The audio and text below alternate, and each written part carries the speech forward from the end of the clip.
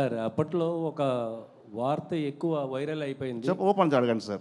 మీకు మద్దెల చెరువు సూరి గారికి భాను గారికి సంబంధాలు ఉన్నాయి, అందుకే సింగమల రమేష్ని అరెస్ట్ చేశారని చెప్పి అప్పట్లో ఓ టాక్ అయితే నడిచింది వాళ్ళు. సార్ మద్దెల సూరి సొంత ఊరు, నా ఊరు ఒకటే ఊరు. మద్దెల చెరువు సూరి వాళ్ళ నాన్నగారు మా నాన్నగారు క్లాస్మేట్స్. ఒకటే ఊరు, వాళ్ళ పరిచయం లేకుండా ఎలా ఉంటుంది సార్? అదే అది క్లారిటీ కోసం. అంటే ఈ కేసు దానివల్ల అది చాలామంది పరిచయం ఉంటారు. మా సొంత ఊరు వాడు సార్. ఇప్పుడు ఎలా చెప్పాలి, 13 ఏళ్ళ కింద 15 ఏళ్ళ కింద సురేష్ నాకు సహాయం చేశాడు. ఈరోజు సురేష్ పేరు నేను చెప్పుకుంటా. చూసారా, సురేష్ వదలట్లేదు నేను.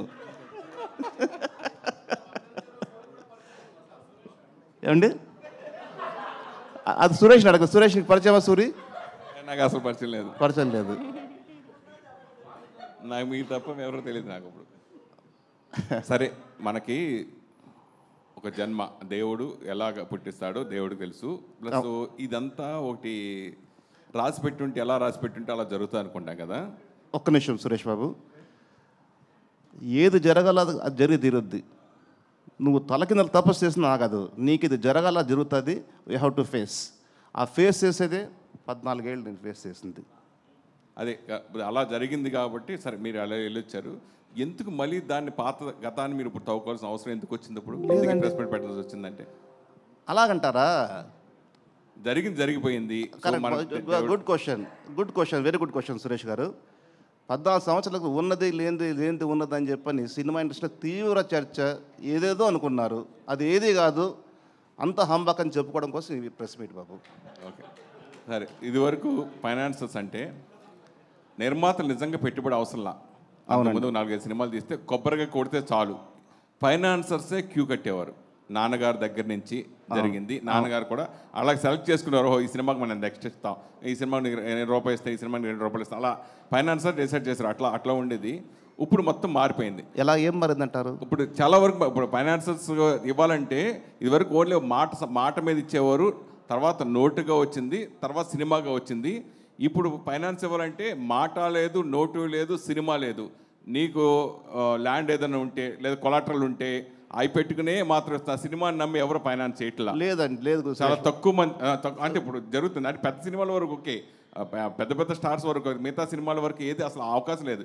ఇదివరకు చిన్న సినిమాకు కూడా నిర్మాత మీద నమ్మకంతో మాట మీదో నోటు మీదో సినిమా మీద ఇచ్చేవారు. ఇప్పుడు అంత మారిపోయింది కదా. ఈ సిచ్యువేషన్లో మళ్ళీ ఫైనాన్స్ మారిన మాట వాస్తవం సురేష్ బాబు గారు. నేను సురేష్ వర్మ, మీరు డైరెక్టర్ పేరు తెలుసు, నాకు మంచి మిత్రుడు. శంభు అని సినిమా తీశాడు. ఆ రోజుల్లో 25 lakhs ఇచ్చాను నేను. నాకు అనా పైసా కట్టలే. అతని దగ్గర లేదు, పరిస్థితి బాగలేదు. మరి ఓకే డన్, థ్యాంక్ యూ, కట్టలేనన్నా అన్నాడు. ఓకే అన్నాను.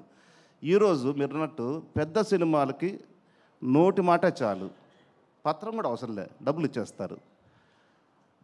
ఇక పెద్ద సినిమాలు అంటే వాళ్ళకేంటి, గ్యారంటీగా సినిమా రిలీజ్ అవుతుంది, ఆ రిలీజ్కి డబ్బులు ఖచ్చితంగా వస్తాయి అనే ధైర్యంతో చేస్తారు. అది పెద్ద సినిమా. ఇంకా చిన్న సినిమాలు అనుకోండి, రిలీజ్ అవ్వకపోతే ఆ డబ్బు పోద్ది కదా, ఫైనాన్షియల్ డబ్బు. అంటే నేను అలా చేయలేదండి.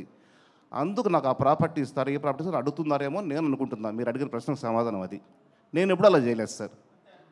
అదే ఇదివరకు మీరు ఫైనాన్స్ చేసినప్పుడు కానీ నాన్నగారు ఫైనాన్స్ అప్పుడు వేరు, ఇప్పుడు వేరు. ఇప్పుడు ఏంటంటే 100 కోట్లు. ఇప్పుడు ఇదివరకు అయితే ఇప్పుడు మీరు సపోజ్ అప్పుడంటే నాకు తెలిసి ఒక పవన్ కళ్యాణ్ సినిమా అంటే 10 కోట్లు. అవును, ఇది 2010 నేను చేసినంత వరకు కూడా. మహేష్ బాబు అంటే 10-12 కోట్లు. ఇవాళ 200 కోట్లు 300 కోట్లు ఫైనాన్స్. సంబంధం లేకుండా పోయిందండి. కానీ ఇది ఈరోజు కూడా చెప్తానండి, ఇట్స్ ప్యూర్లీ గ్యాంబ్లింగ్. ఏదైనా ఏ బిజినెస్ అయినా గ్యాంబ్లింగే కదా. ఇది గ్యాంబ్లింగ్ అండి. గ్యాంబ్లింగ్ ఇది రెండు ఒకటి. ఈ టైంలో నేను ఫైనాన్స్ చేస్తానని మళ్ళీ మీరు ప్రొడక్షన్ రావడని ఆ కోరిక ఎంతవరకు కరెక్ట్ అనుకుంటున్నారు సార్? పాములు పట్టేవాడు పాము కాటేస్తుందని తెలుసు, వాడు వేట పొగ తప్పదు, పోతాడు, కాటేస్తే మందు పూసుకుంటాడు, మళ్ళీ ఇంటికి వస్తాడు. వ్యాపారం అది కదా సార్.